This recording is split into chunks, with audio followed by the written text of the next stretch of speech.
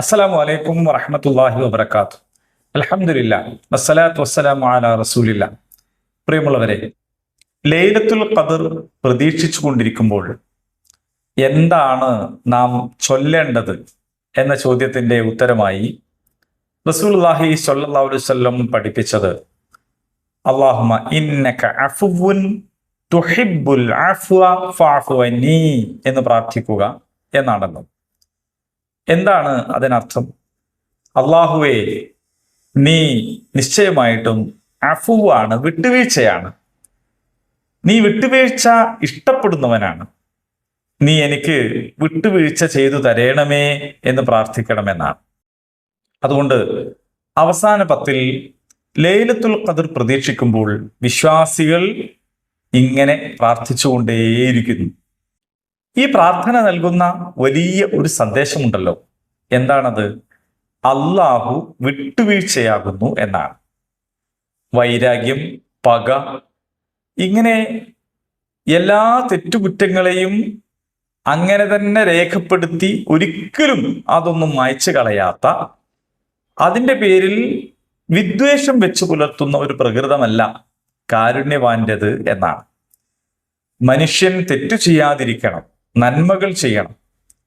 അതിനാവശ്യമായ എല്ലാ നിർദ്ദേശങ്ങളും മുൻകൂട്ടി നൽകിയതോടൊപ്പം ആ നിർദ്ദേശങ്ങളും കൽപ്പനകളും ഒക്കെ ലംഘിച്ചുകൊണ്ട് ആരെങ്കിലും തെറ്റുകൾ ചെയ്യുകയാണെങ്കിൽ, കുറ്റകൃത്യങ്ങൾ ചെയ്യുകയാണെങ്കിൽ, അതിൽ നിന്നവൻ പിന്മാറാൻ ആഗ്രഹിച്ചാൽ, അതിനുവേണ്ടി പ്രാർത്ഥിച്ചാൽ ആ തെറ്റുകുറ്റങ്ങളെല്ലാം അള്ളാഹു പുറത്തു കൊടുക്കും എന്നാണ്. അവൻ നന്മകൾ ചെയ്യുന്നതിനനുസരിച്ച് അവന്റെ ജീവിതത്തിൽ സംഭവിച്ചു പോയിട്ടുള്ള തിന്മകളെ മായ്ച്ചു കളയും എന്നാണ്. എങ്ങനെയാണ് അള്ളാഹു തെറ്റുകുറ്റങ്ങൾ മായ്ച്ചു കളയുന്നതെന്നോ, പിന്നീട് അതിൻ്റെ ഒരു അടയാളവും നിലനിൽക്കാത്ത വിധം, ഒരു പാടുകളുമില്ലാത്ത വിധം, ഒരു തെറ്റും ചെയ്തിട്ടില്ലാത്ത വിധം അവനെ പരിപൂർണമായും കഴുകി ശുദ്ധിയാക്കുന്നു എന്നാണ്.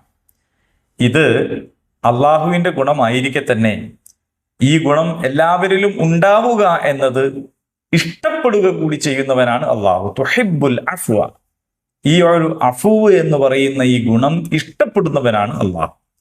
അള്ളാഹുവിൻ്റെ ഇഷ്ടം വേണമെന്നുള്ളവർ അള്ളാഹുവിൻ്റെ ഈ ഇഷ്ടമനുസരിച്ച് പ്രവർത്തിക്കണം എന്നർത്ഥം.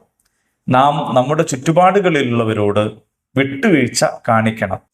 അറിവില്ലാതെ ചെയ്തു പോയത് മാത്രമല്ല, ബോധപൂർവം നമ്മളോട് ആളുകൾ കാണിച്ചിട്ടുള്ള തെറ്റുകുറ്റങ്ങളും നാം പുറത്തു കൊടുക്കണം.